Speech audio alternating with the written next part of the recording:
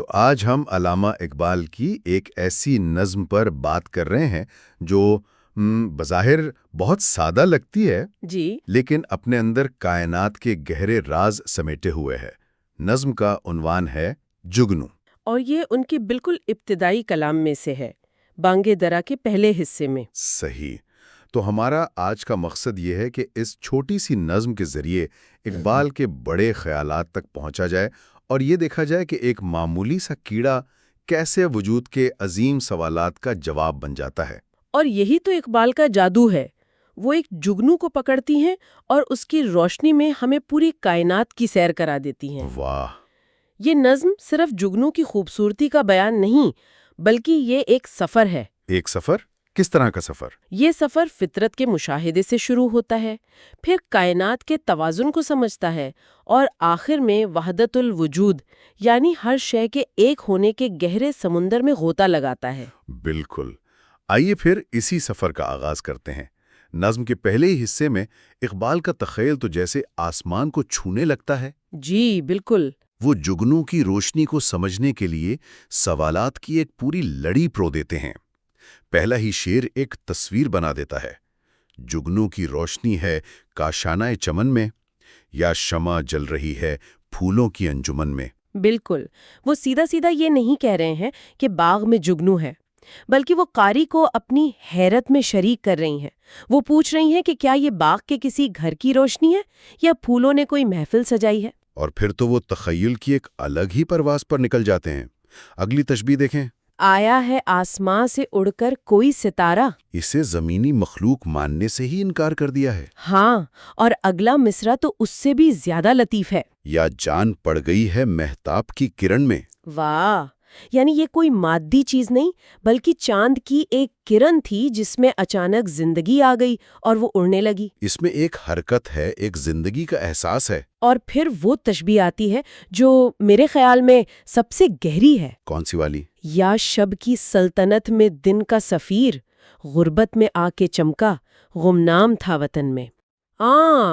یہ تو کمال کا شعر ہے۔ اس ایک شعر میں ایک پوری داستان ہے، ایک پوری کہانی ہے۔ اس کو تھوڑا کھولیں گی؟ یہ دن کا سفیر والی بات کیا ہے؟ دیکھیں، رات ایک الگ سلطنت ہے، اپنی تاریکی اور اپنے قوانین کے ساتھ۔ اس سلطنت میں دن کا یعنی روشنی کا ایک سفیر آیا ہے۔ اچھا۔ اور کمال کی بات یہ ہے کہ وہ اپنے وطن یعنی دن میں گمنام تھا۔ دن میں تو سورج کی وجہ سے اس کی چمک کسی کو نظر ہی نہیں آتی تھی۔ صحیح۔ لیکن یہاں رات کی غربت اور پردیس میں آ کر اس کی اصلی قدر ظاہر ہوئی ہے۔ اس میں گہرا پیغام ہے کہ بعض اوقات ہماری اصل خوبیاں صحیح ماحول میں ہی نظر آتی ہیں۔ بہت خوب۔ اور یہ سلسلہ یہی نہیں رکتا۔ ایک اور مثال ہے، تکمہ کوئی گرا ہے مہتاب کی قبا کا، یعنی چاند کے لباس کا کوئی چمکتا ہوا بٹن۔ جی، وہ ہر ممکن طریقے سے اس ننھی سی مخلوق کو آسمان سے جوڑ رہی ہیں، لیکن یہ صرف شاعرانہ خوبصورتی کے لیے نہیں ہے۔ تو پھر اس کے پیچھے مقصد کیا ہے؟ جگنو کی روشنی، چاند کی روشنی، ستاروں کی روشنی، یہ سب الگ الگ نہیں ہے، بلکہ ایک ہی عظیم روشنی کے مختلف جلوے ہیں۔ اچھا۔ اسی لیے وہ کہتے ہیں، حسن قدیم کی یہ پوشیدہ ایک جھلک تھی، لے آئی جس کو قدرت خلوت سے انجمن میں۔ یہاں حسن قدیم سے کیا مراد ہے؟ ازلی حسن؟ جی، وہ خوبصورتی جو ہمیشہ سے ہے۔ تو جگنو کی روشنی اسی ابدی خوبصورتی کی ایک چھپی ہوئی جھلک ہے جسے قدرت نے دنیا کے سامنے پیش کر دیا ہے۔ اور پھر وہ اس کی فطرت کے تضاد کو بھی بیان کرتے ہیں۔ چھوٹے سے چاند میں ہے ظلمت بھی روشنی بھی۔ یہ بات بہت دلچسپ ہے۔ بالکل، وہ خود روشنی ہے، لیکن اس کا وجود تاریکی میں ہے۔ وہ بے وقت ظاہر بھی ہے اور پوشیدہ بھی۔ اور یہ صرف جگنو کی بات نہیں، یہ تو زندگی کی حقیقت لگتی ہے نا؟ یقیناً، یہ تو انسان اور وجود کے تضادات کی علامت ہے۔ ہم سب کے اندر روشنی بھی ہے اور تاریکی بھی۔ جی، کبھی ہم گہن سے نکل آتے ہیں اور کبھی گہن میں چلے جاتے ہیں۔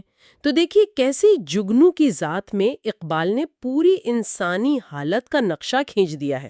اچھا، تو یہاں تک تو جگنو کی ذات اور اس کے حسن کی بات ہوگی، لیکن پھر اقبال ایک چھلانگ لگاتے ہیں اور اس کا موازنہ کرتے ہیں پروانے سے۔ اور یہ موازنہ ہی کمال کا ہے۔ پروانہ ایک پتنگا، جگنو بھی ایک بتنگا، وہ روشنی کا طالب، یہ روشنی سراپا۔ یہاں سے نظم کا فلسفیانہ رخ اور گہرا ہو جاتا ہے۔ یہاں وجود کے دو مختلف ماڈل ہیں۔ پروانہ روشنی کا طالب ہے، یعنی وہ روشنی کو اپنے باہر تلاش کرتا ہے۔ جی، اور اس کی جستجو میں، اس کی تڑپ میں جل کر اپنی جان دے دیتا ہے۔ اس کی زندگی ایک مسلسل تلاش کا نام ہے۔ جبکہ جگنو وہ روشنی سراپا ہے، اسے روشنی باہر سے نہیں، اپنے اندر سے ملتی ہے۔ بالکل، وہ خود اپنی ذات میں مکمل ہے۔ یہ عشق اور خود شناسی کے دو مختلف راستے ہیں۔ پروانے کا راستہ عشق کا ہے، فنا کا ہے۔ جگنو کا راستہ خود شناسی کا ہے، بقا کا ہے۔ لیکن ایک سوال ہے، اقبال خود تو حرکت اور مسلسل جدوجہد پر بہت زور دیتے ہیں، تو کیا یہاں پر پروانے کے کردار کو، اس کی تپش کو کمتر دکھایا جا رہا ہے؟ نہیں، میں نہیں سمجھتی کہ اسے کمتر دکھایا جا رہا ہے، بلکہ قدرت کے نظام کی وسعت دکھائی جا رہی ہے۔ اگلے ہی شعر میں وہ کہتی ہیں، ہر چیز کو جہاں میں قدرت نے دلبری دی۔ اچھا، یعنی ہر شے کو ایک منفرد خوبصورتی عطا کی گئی ہے۔ جی، پھر وہ مثال دیتی ہیں، پروانے کو تپش دی، جگنو کو روشنی دی۔ پروانے کی خوبصورتی اس کی تڑپ میں ہے اور جگنو کی خوبصورتی اس کی اپنی روشنی میں۔ دونوں اپنے اپنے مقام پر مکمل ہیں۔ اور اسی خیال کو وہ فطرت کی دوسری مثالوں سے مزید واضح کرتے ہیں، جیسے پرندوں اور پھولوں کی مثال۔ جی، رنگے نوا بنایا مرغان بے زباں کو، گل کو زباں دے کر تعلیم خاموشی دی۔ یہ تو کمال کا تضاد ہے کہ جو بے زبان تھے انہیں آوازیں دیں، اور پھول جسے زبان دی اسے خاموش رہنے کا درس دیا، کیونکہ پھول کو بولنے کی ضرورت ہی نہیں، اس کی خوشبو اور اس کا رنگ ہی اس کا سب سے بڑا بیان ہے۔ اس کی خاموشی ہزار تقریروں پر بھاری ہے۔ یہ کائنات کا عظیم توازن ہے۔ اور شفق کی مثال تو اس سے بھی گہری ہے، نظار شفق کی خوبی زوال میں تھی۔ بالکل، شفق یعنی غروب آفتاب کی سرخی، اس کی ساری خوبصورتی ہی اس کے عارضی ہونے میں ہے۔ اگر وہ ہمیشہ رہے تو شاید اس کی وہ قدر نہ ہو۔ صحیح، چمکا کہ اس پری کو تھوڑی سی زندگی دی۔ یہاں ایک بہت بڑا فلسفہ ہے کہ بعض چیزوں کا حسن ان کے فنا ہونے میں ہوتا ہے، جیسے پروانہ، اور بعض کا بقا میں، جیسے جگنو۔ اچھا، تو یہ تو ہوئی فطرت کے توازن کی بات، لیکن پھر اقبال ایک اور جمپ لگاتے ہیں اور سیدھا اس نظام کے پیچھے جو اصول ہے اس پر پہنچ جاتے ہیں۔ وہ کہتے ہیں، حسن ازل کی پیدا ہر جو چیز میں جھلک ہے۔ جی، یہ نظم کا کلائمیکس ہے۔ اب تک جو کچھ بھی کہا گیا وہ اسی ایک مصرے کی تمہید تھی، یعنی وہ ایک ہی ابدی حسن ہے جو کائنات کی ہر شے میں الگ الگ شکل میں اپنا جلوہ دکھا رہا ہے۔ اور اس کی مثالیں بھی فوراً دیتے ہیں، انسان میں وہ سخن ہے، غنچے میں وہ چٹک ہے۔ واہ، وہی ازلی حسن جب انسان میں ظاہر ہوتا ہے تو بولنے کی صلاحیت بن جاتا ہے، اور جب کلی میں ظاہر ہوتا ہے تو کھلنے کی ادا بن جاتا ہے۔ کام ایک ہی ہو رہا ہے لیکن اس کے مظاہر مختلف ہیں۔ یہی وحدت الوجود کا تصور ہے کہ یہ جو ہمیں اتنی ساری مختلف چیزیں نظر آتی ہیں یہ کثرت ہے، لیکن اس کے پیچھے ایک ہی وحدت کام کر رہی ہے۔ یہاں شاعر کے دل اور آسمان کے چاند کا موازنہ بھی بہت دلچسپ ہے۔ یہ چاند آسماں کا، شاعر کا دل ہے گویا۔ وہاں چاندنی ہے جو کچھ، یہاں درد کی کسک ہے۔ بہت ہی خوبصورت شعر ہے۔ وہ کہہ رہی ہیں کہ آسمان کا چاند اور شاعر کا دل ایک ہی حقیقت کے دو روپ ہیں، فرق صرف ظاہر ہونے کا ہے۔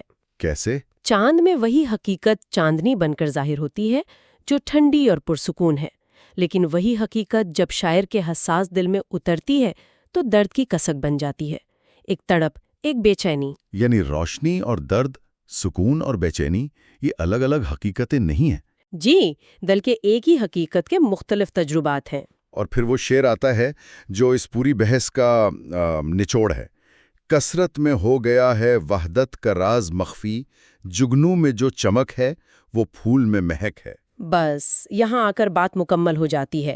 اقبال کہہ رہے ہیں کہ یہ جو دنیا کی رنگا رنگی ہے اس نے ہماری آنکھوں سے وحدت کے راز کو چھپا دیا ہے۔ اور مثال ایسی دی ہے جو ہر کوئی سمجھ سکتا ہے۔ بالکل، کہ جگنو میں جو چیز چمک ہے وہی حقیقت پھول میں مہک ہے۔ اب چمک کا تعلق آنکھ سے ہے، مہک کا ناک سے۔ حواس الگ، تجربات الگ۔ لیکن ان کی اصل، ان کا سرچشمہ ایک ہی ہے۔ ایک ہی ہے، وہ ایک ہی حسن ازل کے دو مختلف نام ہیں۔ تو ایک جگنو کی تعریف سے بات شروع ہوئی، فطرت کے توازن سے گزری اور کائنات کی بنیادی وحدت تک پہنچ گئی، لیکن اقبال یہاں بھی نہیں رکتے ہیں نا؟ نہیں، بالکل نہیں۔ وہ اس عظیم سچائی کو انسانوں کی دنیا پر لاگو کرتی ہیں اور نظم کا اختتام ایک بہت بڑے سوال پر کرتی ہیں۔ یہ اختلاف پھر کیوں ہنگاموں کا محل ہو، ہر شے میں جبکہ پنہاں خاموشی ازل ہو؟ یہی اس نظم کا آفاقی پیغام ہے، اس کا مقصد ہے۔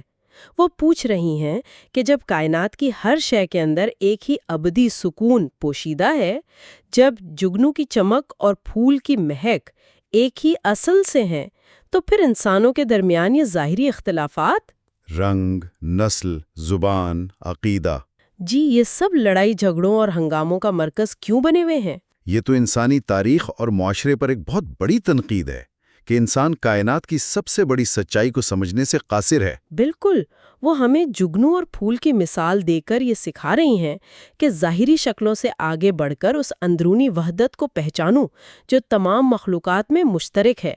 اگر ہم اس راز کو پالیں تو دنیا کے سارے ہنگامے ختم ہو جائیں۔ تو آج کی اس گفتگو کو سمیٹتے ہوئے ہم یہ کہہ سکتے ہیں کہ جگنو صرف بچوں کی ایک نظم نہیں، بلکہ یہ ایک گہرا فلسفیانہ شاہکار ہے۔ یقیناً۔ یہ نظم ہمیں فطرت کی خوبصورتی، کائنات کے توازن اور تمام مخلوقات کے درمیان پوشیدہ وحدت کا راز بتا کر انسانیت کو امن کا ایک لازوال پیغام دیتی ہے۔ جی، اور اس کا سب سے بڑا سبق شاید یہی ہے کہ دنیا کی خوبصورتی اس کے تنوع میں ہے، لیکن اس کی طاقت اس کی اندرونی وحدت میں ہے۔ چمک اور مہک الگ ہو کر بھی ایک ہیں۔ اور جب تک ہم صرف اختلاف کو دیکھتے رہیں گے، ہنگامے ہوتے رہیں گے۔ بالکل۔ جس دن ہم نے اختلاف کے پیچھے چھپی وحدت کو دیکھنا شروع کر دیا، ہمیں وہ خاموشی ازل مل جائے گی جس کی بات اقبال کر رہی ہے۔ اور اسی نقطے پر ہم اپنے سامعین کے لیے ایک آخری سوچ چھوڑ جاتے ہیں۔ اگر جگنو کی چمک اور پھول کی مہک ایک ہی حقیقت کے دو مختلف چہرے ہیں، تو ہمارے ارد گرد کی دنیا میں، ہمارے سماج میں وہ کون سی چیزیں ہیں جن کے ظاہری اختلافات کے پیچھے ایک ہی جیسی اندرونی سچائی یا خوبصورتی چھپی ہو سکتی ہے، جسے ہم اکثر نظر انداز کر دیتے ہیں؟